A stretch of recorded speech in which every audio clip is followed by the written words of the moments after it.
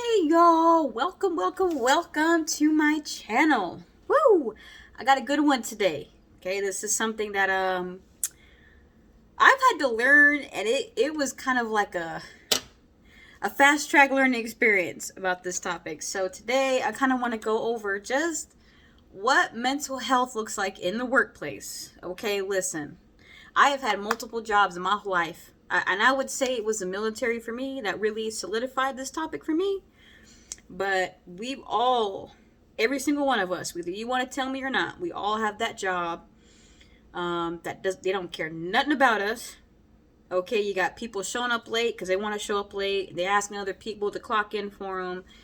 You got a boss who don't care nothing about you, but they asking you to do 4 hours overtime every night, and you getting paid the same, right? So, mental health in the workplace, just to be honest with you, I rarely ever hear someone tell me, "Ooh, my mental health, my job is just great. Oh man, this job is great. I have no problems mentally. I feel so great about it." I never, not once, in my almost 28 years of life, not once, even for myself, have heard anybody tell me that this job is just, it is a relief. Woo! I go to work. I am so happy every day. Not once. Okay, we be lying. We all be lying, okay? I want this to be empowering today just because, like, I'm just going to be real about my experience, this mental health in the workplace, okay? And I want this to empower you guys just to be able to take that initiative for you, and especially at your job. Just a little background for me on this topic. So for those of you who don't know, I was in the military for 6 years. I recently separated, and by recent I mean within a year. So I've been out of the military for a year, and the Navy specifically for over a year. And I would say my whole 6 years, maybe minus 6 months, I would say, I have struggled with my sanity in the workplace. And the military can be a very negative, toxic place. It can. And 99% of the time it is going to be.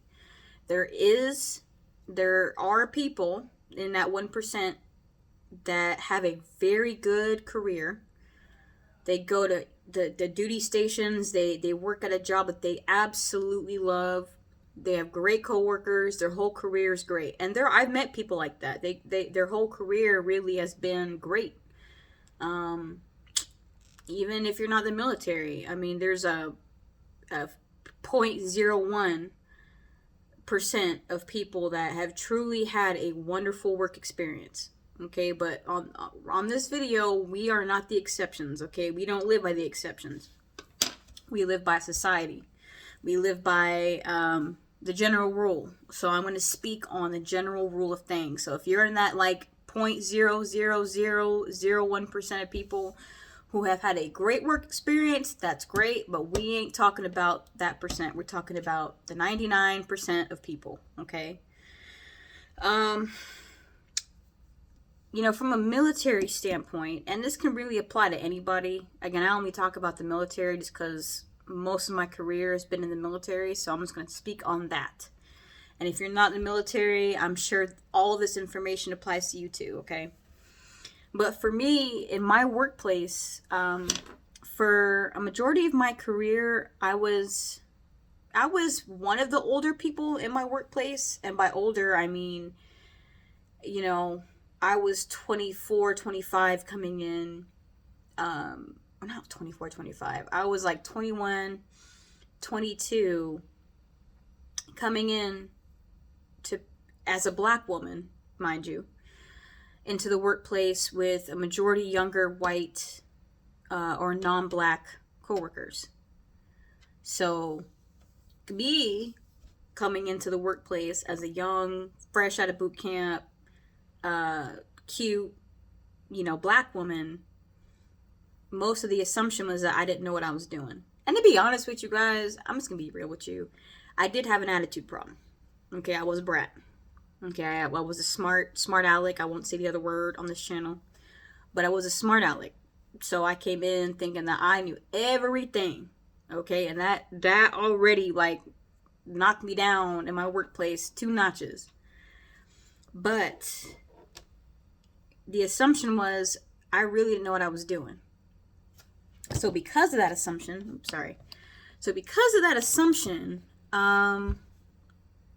I really was left out a lot of like the workplace conversations. I walk into conversations and people would get quiet, and I didn't really have a lot of friends, outside of work. There was like a handful of times that I actually went out with my coworkers willingly. And by willingly, I mean I was asked. Like, I can literally think of maybe twice, and I'm going to say one to be safe, but I will say max twice in my whole 6 years of my career, where I willingly was like, hey, let's go out and do something. No, that was like never the case. Even during workplace functions, it was like I was kind of left out. I just felt left out. I felt like the odd man out. These people have been working together for years before me, and I'm new, so I'm just going to be left out.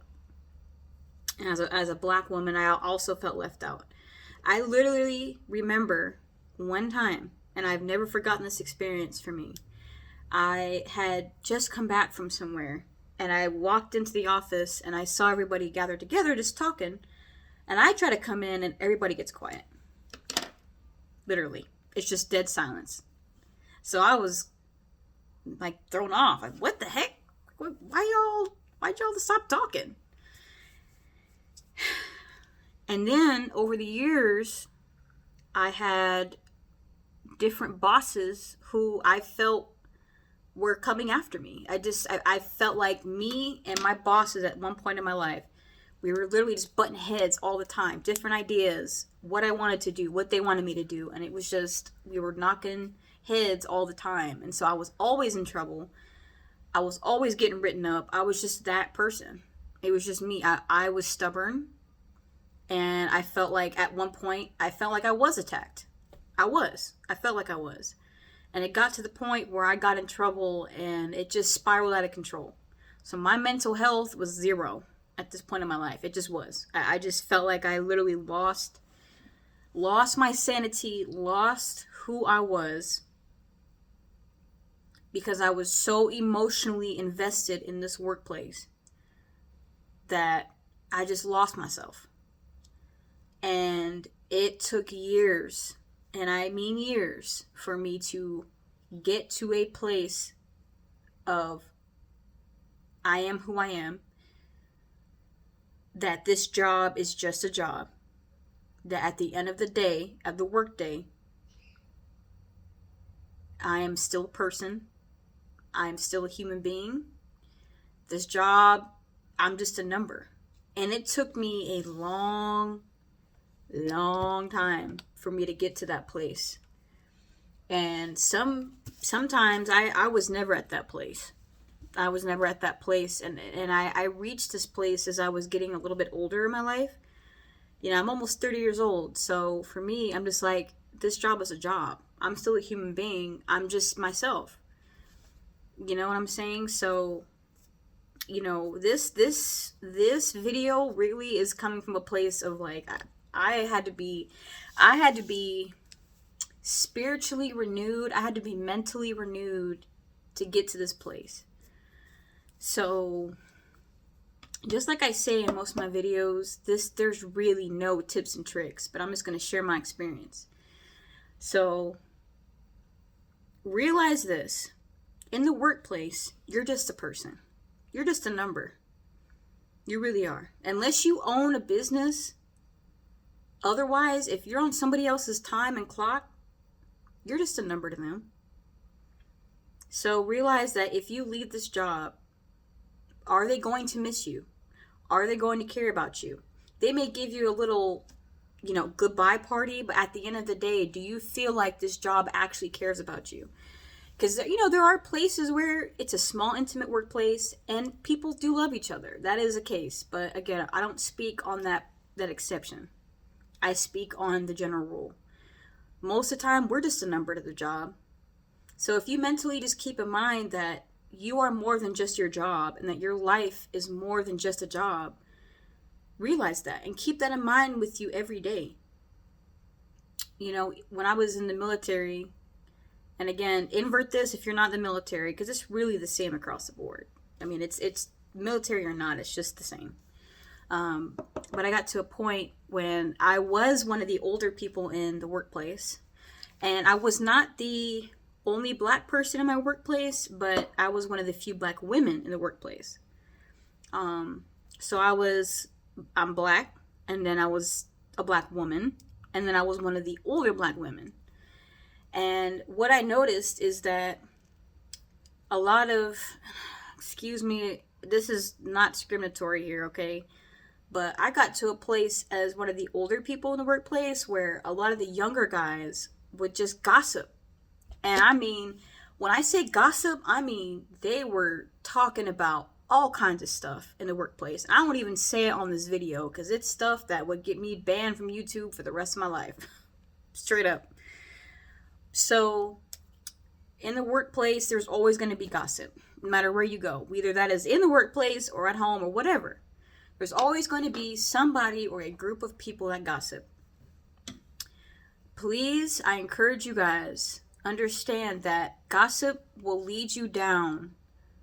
It will make you feel so bad about yourself that it's just going to create a toxic feeling and a toxic mindset within you. And for one, it's just not good for us to gossip, period. It's just not good. It's just not good, period. It doesn't matter what it's about. Gossip is bad, period. But when you add in the fact that if you're participating in this gossip, it is going to catch on to you, and that toxicity of that gossip will latch onto you like a leech, and it will suck the life out of you. It will suck the blood out of you, and it will just make you feel toxic. And it will just, you'll have to keep feeding into that constantly. Like, it's kind of like a poison apple. Like, the apple's good for you, but if you eat that apple continuously, yeah, you may get some nutrients out of it, but it has poison in it. So it's just going to keep draining you and killing you. So make a decision to not participate in gossip at the workplace. You can't stop it because there's always going to be one or two people that always gossip, but be the 1%, be the top people in the workplace that just does not willingly do that, because that will just make you look worse. Even if you're the top workaholic and you do the best work at your job, if you are willingly talking down about people, that just makes you look worse. I don't care how great you are in the workplace, how much overtime you do. If you open your mouth and talk negatively about somebody else's life, there's no character in that. So be the bigger person and don't do workplace gossip. Second thing is this. If you feel like at the workplace, I don't even know how to say it. If you feel like you're not being treated equally, demand what you act. What I mean is this. People will only give you what you ask for. And I really wish I would have done this when I was in the military. I was just very passive in my life. I was just very like, oh, whatever, I'll just do whatever I have to do to get through this job. And what I found was that I was extremely miserable. I was just kind of letting whatever happen, and I didn't speak up. I did not speak up at all. And I really wish I would have. And I'm almost 30 years old, and I'm just learning this. So this is coming from a place of like, I wish I would have learned this earlier in my life.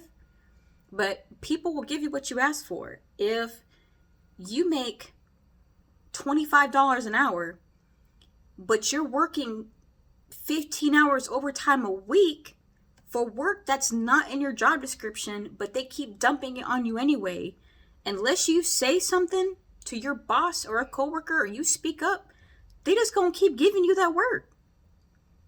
So for your mental health and your sanity, we have to speak up, and we have to be like, look, I get paid this much money to do this job. If you want me to do this extra overtime in this work, I need to be paid a little bit more to be doing this work. I'm sacrificing, I already work 40 hours a week, and I'm doing 10, 15 hours overtime a week. to do is all this extra work. I either need a promotion or I need my wages to be increased. So demand what you feel that you're doing in the workplace. If you have a coworker that's coming in late every single day, because all of us have had that one coworker that comes in late every day. Okay, I can attest to, just remembering over my life, there was always one person in the workplace that did come in late almost every day. So if they're asking you to do work or to clock in for them at their time, but they coming in 2 hours late every day, you participating in that is just enabling that person. So it's what are we enabling in the workplace? So you standing your ground and being like, look, once I can maybe understand, you know what I'm saying? We've all kind of woke up late one day and we're just trying to rush around. We get it. But standing your ground and accepting or not accepting behavior in the workplace is going to put a barrier and just a boundary around you to where people know that they cannot get one over on you. I wish I would have been a little bit more assertive in my life. And I'm learning this now. I'm learning. I'm not above this topic, you guys. I'm not.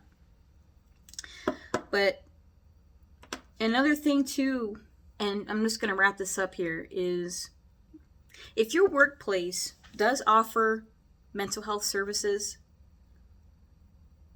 and if you feel you need to take it, please take it. I just encourage it, just because I remember when I was getting mental health help in the military, and or even just in the civilian world, and I just felt like people at my job, they looked at me different. Like I couldn't perform well, and it was very subconscious for me. But when I would go to like a counseling appointment and I would come back, I just remember that people kind of like pushed me to the side at that point, and they were like, oh, well, she's just getting mental health help, whatever. Like, okay. And it just felt like I was excluded for that. But understand that we are human beings, and it's human nature to just dismiss people for if they need any type of assistance. I feel like it's human nature just to kind of dismiss what people are going through. But don't be afraid. If your job, military, civilian, healthcare industry, teaching industry, whatever the case is, if your job offers any type of mental health resource and you need to take it, take it. And if that includes you going to appointments every week, twice a week, 3 times a week, go to it. And if your boss has a problem, if your coworkers have a problem, then you do what's necessary. I'm not going to sit here and tell you to file a report, whatever. But you do what you have to do for you. Don't let people at work make you feel bad for you taking care of you. We're all human beings and we all need help. So if people have an issue with you getting help, that's their problem. That's on them. We are not perfect, and we all need help at some point in our lives. So let this be an encouraging video for you guys today. I hope that y'all have a great day. Be blessed. Like and share and subscribe. Again, I'm not here just for that, but I'm here just to ask. That's all I do. I will never be one of those people. I'm not here for the views and the subscribers, but if you feel inclined to do so, please like and share and subscribe, and let me know what you guys think. I am a certified life coach. I do focus on mental health and abstinence and singleness. So those are just my specialties. So feel free just to email me if you want me to answer any questions about, what I do as a life coach, or if you want to book a session, let me know. Everything will be in the description box below. Literally, my email, my life coaching page is on the description. So please just click the box below and it will give you everything that you need to know. But on that note, have a good day and God bless.